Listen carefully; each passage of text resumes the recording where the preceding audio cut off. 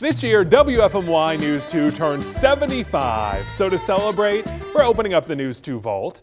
July 30th, 2017. Our verified team answered a question a lot of folks had.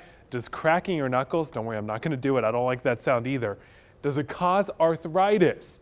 To verify, we reached out to Alston Stubbs. He was the Associate Professor of Orthopedic Surgery over at Wake Forest Baptist Health. He explained the process.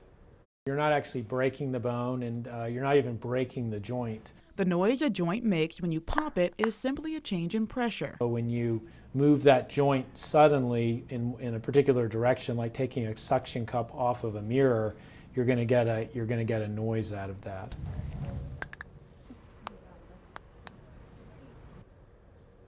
Ooh.